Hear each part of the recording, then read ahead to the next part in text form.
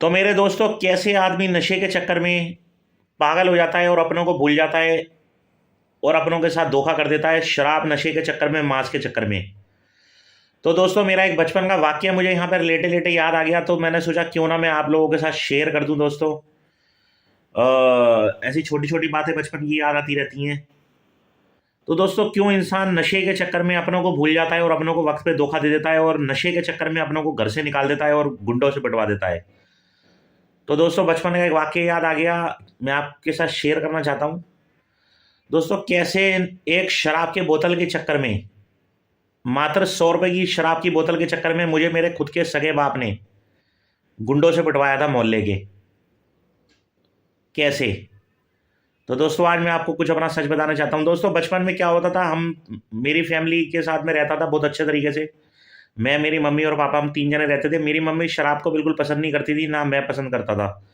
लेकिन दिक्कत ये थी कि दोस्तों, मेरे पापा भी बिल्कुल शराब को हाथ नहीं लगाते थे। लेकिन क्या हुआ, सब कुछ ठीक चल रहा था। कुछ सालों बाद जो है, मेरे पापा के बचपन के दोस्त आए मिलने के लिए। कहीं उन्हें रास्ते में टकरा गए और उन्होंने उनको पहचान लिया कि तुम तो मेरे साथ स्कूल में पढ़ते थे, तुम तो मेरे बचपन के दोस्त हो।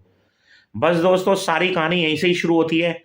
बस एक दिन उनका क्या मिलना था, वो उन दोस्तों को मेरे घर पे ले आए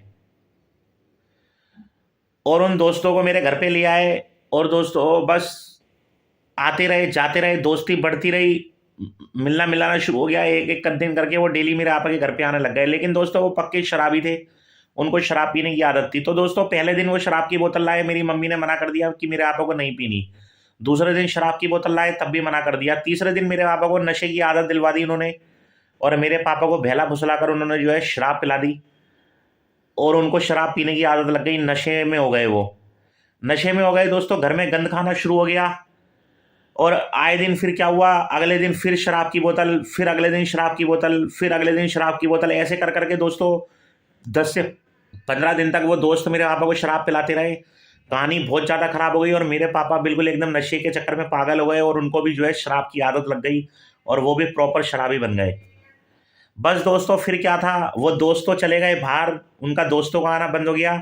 लेकिन उन दोस्तों की आदत मेरे पापा के अंदर आ गई और उन्होंने शराब पीना स्टार्ट कर दिया। घर में पैसे खत्म हो गए। कभी मेरी मम्मी से पैसे छीनते थे, कभी मेरे से पैसे छीनते थे। कभी घर का टीवी बेच कर शराब पीना, कभी मेरी स्कूटी बेचकर शराब पीना। घर का सारा सामान बेच दिया उन्होंने शराब की बोतल के चक्कर में। और दोस्तों, एक दिन मेरी जेब से पैसे छीन लिए तो दोस्तों मैं भी तंग आ गया। पूरा घर खाली हो गया, पैसे खत्म हो गए, राशन खत्म हो गया घर का। फिर दोस्तों, एक दिन क्या हुआ, मेरे यहाँ पर शराब की बोतल लेकर आए कहीं से रात को, और उन्होंने जो है बेड के नीचे छुपा दी। उन्होंने सोचा मैं खाना खाने के बाद पी लूंगा। तो दोस्तों, मेरे को उस दिन गुस्सा आ गया बहुत ज़्यादा, और वो शराब की बोतल उठा के मैंने गायब कर दी। और मेरे पापा उसको ढूंढते रहे 2 घंटे तक, लेकिन मेरे पापा को शक हो गया कि वो शराब की बोतल मैंने गायब करी है। तो दोस्तों, जब वो मैंने शराब की बोतल गायब करी तो दोस्तों मेरे पापा ने जो है आसपास की सीसीटीवी कैमरे खंगाले और मैं उसमें शराब की बोतल फोड़ता हुआ नजर आया अपने पापा को। तो दोस्तों, मेरे पापा ने मोहल्ले के किराए के गुंडे हायर किए और मुझसे बदला लेने के लिए उन्होंने मेरे को उस गुंडों से बहुत पिटवाया। मैं एक दिन रास्ते में जा रहा था अगले दिन, और उन्होंने 4-5 लड़कों ने मुझे पकड़ लिया और दोस्तों उन्होंने मेरे को बहुत मारा, कुत्ते की तरह। मेरी सीधी टांग तोड़ दी, मेरी टेढ़ी टांग तोड़ दी, मेरा कुत्ता बना दिया मार मार के। फिर दोस्तों, उन्होंने मुझे बताया कि तुम्हारे आपा ने तो मेरे को, हमको पैसे देकर तुम्हें पिटवाया है क्योंकि तुमने उसकी शराब की बोतल गायब कर दी थी। फिर दोस्तों, उस दिन के बाद मेरे को गुस्सा आ गया और मैंने अपना घर छोड़ दिया हमेशा के लिए।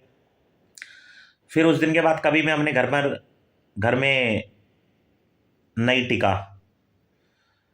तो दोस्तों, ये मेरा एक छोटा सा बचपन का वाकया था और मैं आज तक अपने घर से अलग रह रहा हूँ। मुझे लगभग 25 साल हो गए अलग रहते हुए।